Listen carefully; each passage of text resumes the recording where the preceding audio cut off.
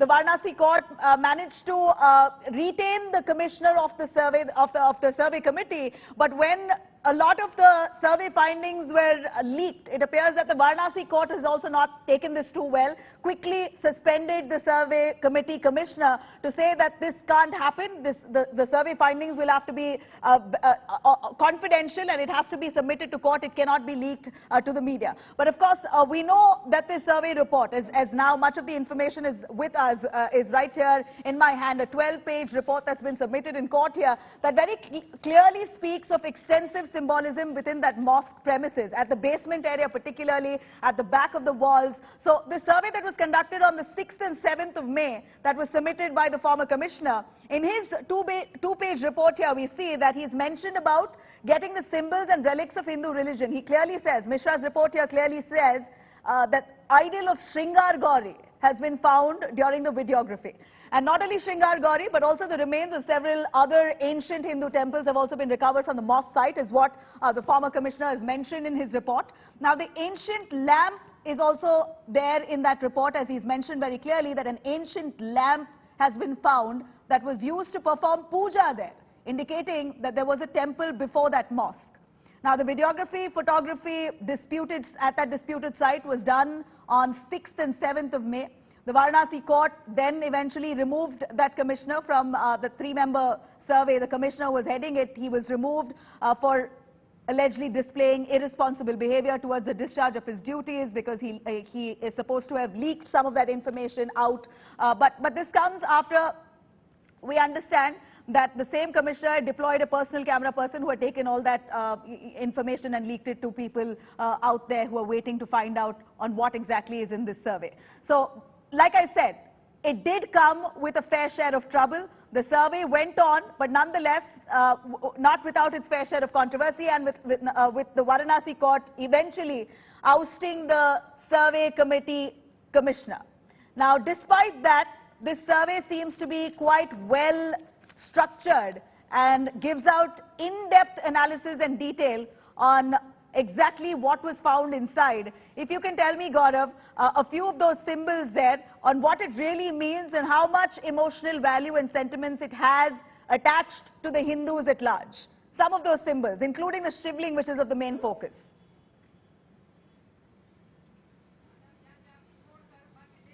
Nabila, you're absolutely right. There is tremendous, symbolism, faith, belief. But for now, we stay on facts. We stay on what the two survey committees have found. The first part of the survey was conducted on the 6th and the 7th of May. Ajay Mishra was the court-mandated survey commissioner, and his committee carried out a survey in some parts of the Gyanvapi Mosque premises, now disputed mosque premises. The second part was conducted when Vishal Singh was heading the committee. They've carried out a more detailed survey and over a longer period of time, 14th, 15th and 16th, where they went inside not just the mosque premises, the Wazu Khana, but also the basement, Teh Khana as they say.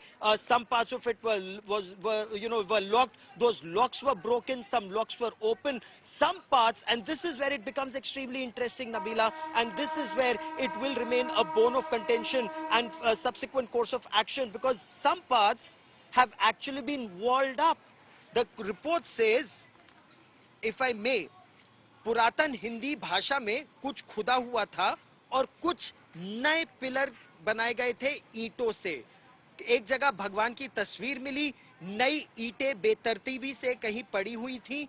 Now this becomes extremely interesting, and सनातन धर्म के निशान शिवलिंग के ऊपर अलग से कुछ बना था. Now नई ईंटें, why were new bricks in that area? Why was a part of the basement walled up? What is being concealed behind what is walled up in this area? And this is where Vishnu Shankar Jain, petitioner, lawyer for the petitioner, they want these new brick walls to be removed so that they can see what is inside. Because in one of these basements, Tehkhana as it's called, तहखाने के अंदर 4 दरवाजे नई ईंटों के वो ईंटों से बंद कर दिए गए थे. बाहर नीचे से ऊपर घंटी, कलश और फूलों की आकृति थी जो प्राचीन भारत के मंदिरों की शैली में थे. Which means they found पश्चिमी दीवार पर हाथी की सूंड, an elephant was also, of course, it's broken. It is what they're saying that.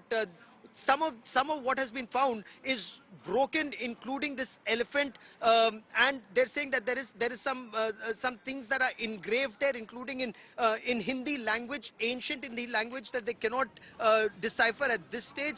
मंदिर के अंदर त्रिशूल की आकृति खुदी हुई थी.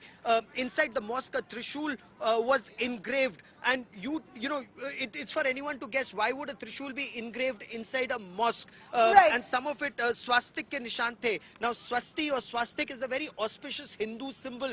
Why would it be there? Why would a swastik be there inside a mosque, and not on the outer Right. periphery, not on the outside walls, but inside or on the western wall of the mosque structure? Well, it's Nabila. now becoming increasingly clear, but it certainly does not come as a surprise, because it was expected to have great Hindu symbolism, but to this extent, for sure, is something that that has certainly surprised us. The number of symbols that are now emerging in that survey report that has been clearly detailed. Of course, it needs to be taken up in court, but Gaurav, you've filed a report. You've given us all those inputs right from that from that area, the Gyanvapi Mosque complex, where the survey was carried out, and all through the time until the survey details have been submitted in court. Here is exactly in a compilation of the number of points that has been put forth by Ajay Mishra and Vishal Singh in their survey findings, which India Today has accessed, on the kind of symbolism that they've found inside the Gyanvapi Mosque.